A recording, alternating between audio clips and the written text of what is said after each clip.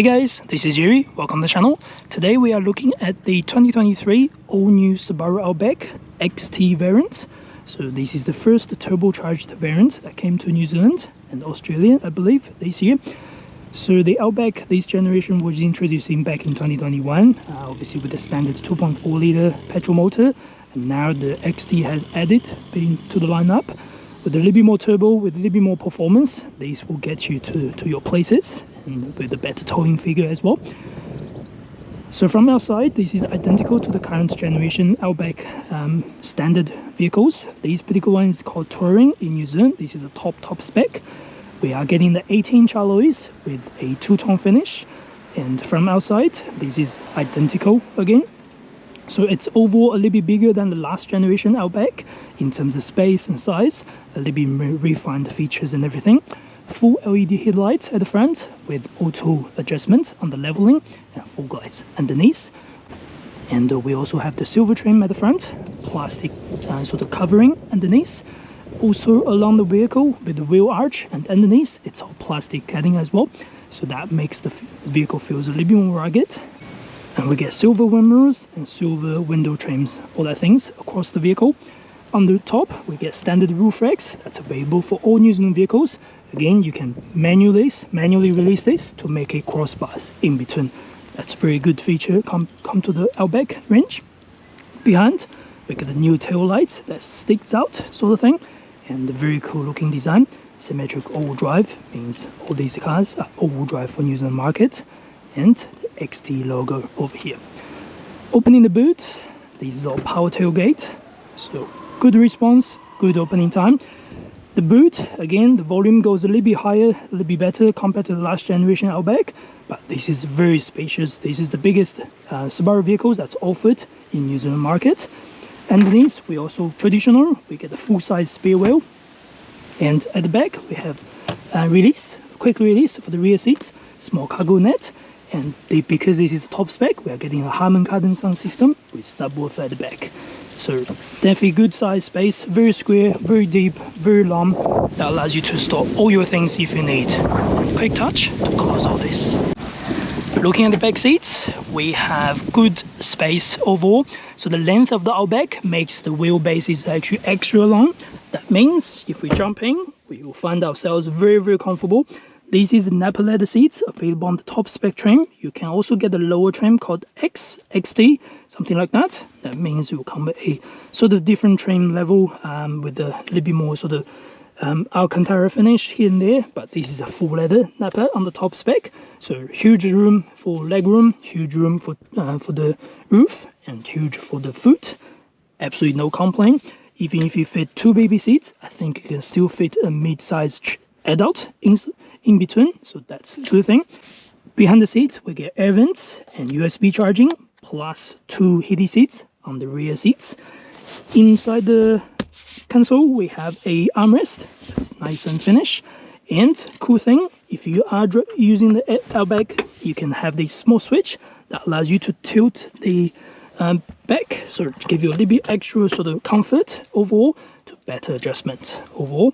So everything at the back is very premium, even the door handle, even the door bin, even the plastic trim on the top is premium.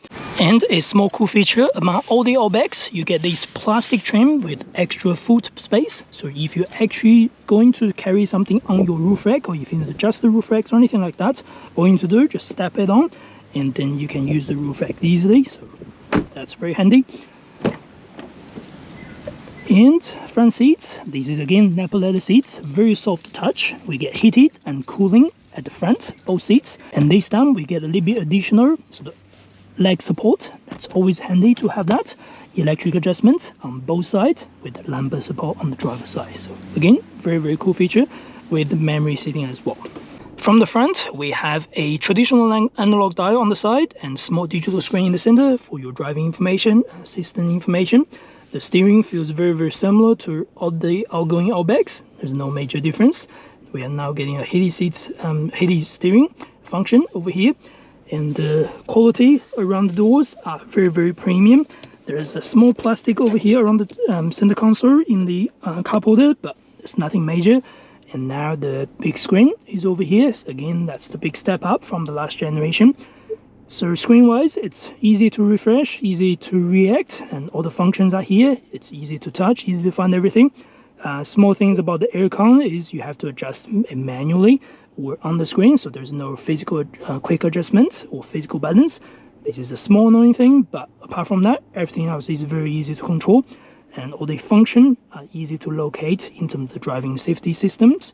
We're now getting Apple CarPlay, Android Auto, with all the phone connectivity. Camera-wise, we have reverse camera standard on this vehicle. We can also get the optional front view camera and left view camera if you wish to engage that. So that helps with the driving, obviously being the biggest Subaru offered in New Zealand. So yeah, overall, there's no shy of equipment available on this vehicle. This is the most premium product Subaru has to offer in terms of the fancy technologies. And so yeah, next we'll go for a quick test drive. We'll let you know my thoughts.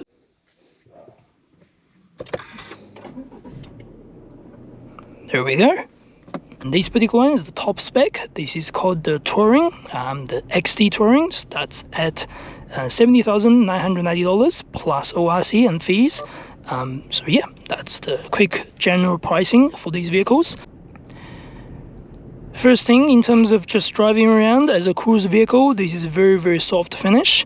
There's no, no hesitation or anything like that in terms of power delivery, everything. It's very smooth.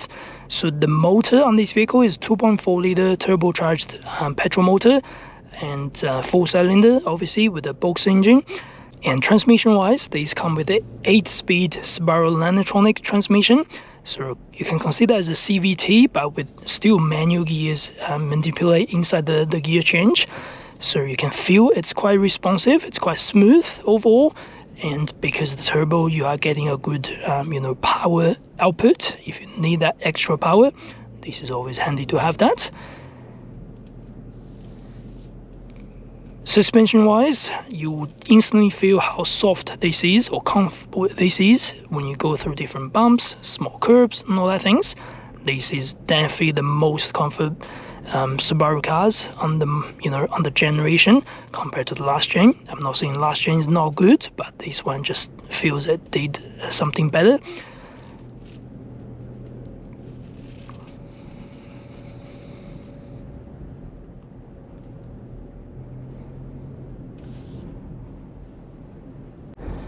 In terms of comfort, I would personally rate this comfort above most of the mid-size SUVs on the market, on the budget end, by the way. I think with things like Kia Sportage, Toyota RAV4, Honda CR-V, this is a lot more refined, a lot more premium feel with its chassis, with its chassis control, everything. There we go, that's the acceleration. I'm not even pressing 100%, by the way.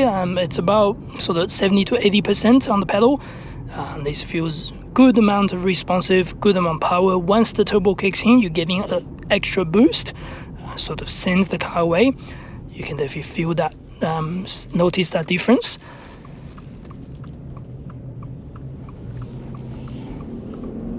Yeah, the whole power equipment, all that things feels very similar to the, the Subaru WRX, the newer generation with the 2.4 turbocharged petrol motor. There we go. So that's very easy to take off. We need that extra power. Let's say for someone who actually would like to tow the stuff, this will be able to tow 2.4 ton as well. So that's good amount of power for overall. There's a very small amount of delay because the turbocharge for the turbo to kick in. But apart from that, even the natural engine at the front, before you engage anything, it's super responsive. And handles really well, by the way. Overall, the handles on Subaru cars has always been great compared to standard family cars these days, and this one is alright. There's a very minimal body roll thanks to its very low low riding. Although the ground clearance is quite high, the vehicle doesn't really offer the body roll or anything like that because the gravity is low. The overall shape of this vehicle sits quite low on the road. Sort of, you can feel it sits well between being a nice station wagon with a good ground clearance. It's always the good thing about the Subaru Outback, and it's a lot of fun actually.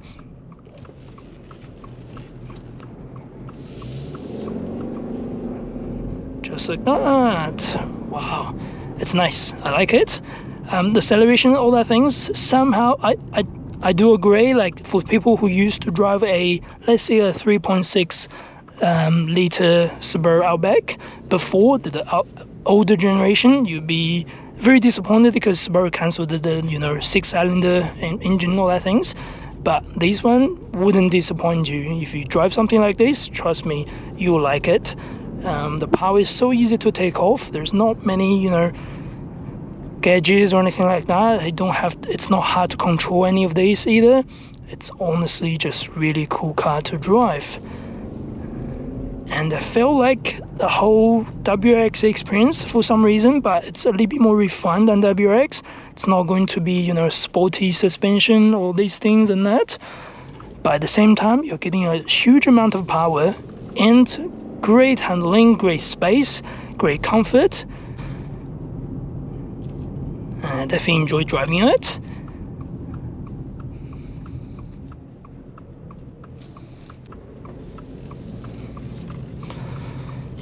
And speaking of driving in the city or motorway, unfortunately we won't be able to drive on it on motorway today, as due to the traffic, everything. The Auckland traffic is really bad. Coming tomorrow is public holiday.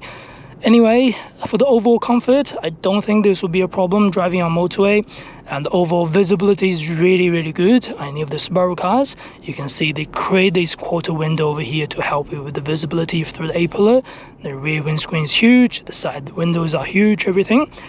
The noise, there's very minimal noise coming from the chassis, coming from the wind noise, coming from the tire noise. It's all very minimum.